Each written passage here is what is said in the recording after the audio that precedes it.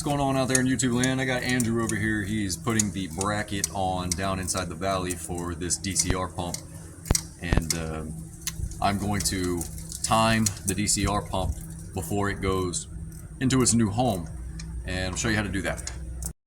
Okay, before I show you how to time this thing, Andrew was just torquing down the bracket, which is right underneath these two bolts right here. Yep.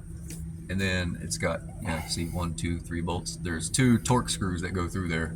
You can see it underneath that right hand side, which is this right here.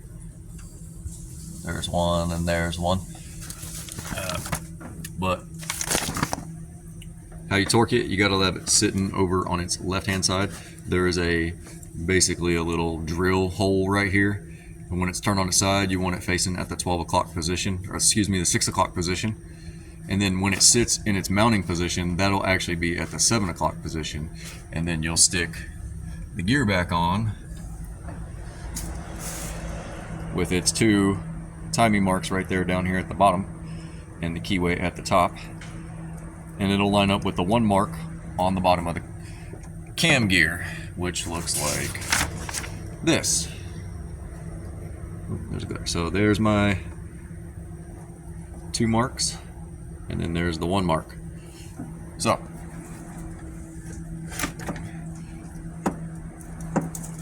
this is sitting straight up. We're going to move it over onto its side,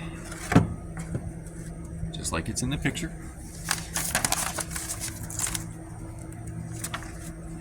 I need a cameraman.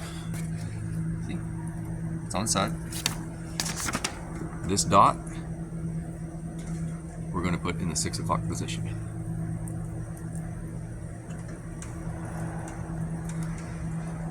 The dot is now in the 6 o'clock position. When it sits in its mounting place like this, it is now in the 7 o'clock position. It is timed. That's how you time it. And this thing's getting ready to go back in. And that, my friends, is how you time the new DCR pump, getting rid of that CP4. And you hear him beeping over there. He's torquing those down to 25 foot-pounds, that mounting bracket screws. So I love you guys, and I'll see you on the next one.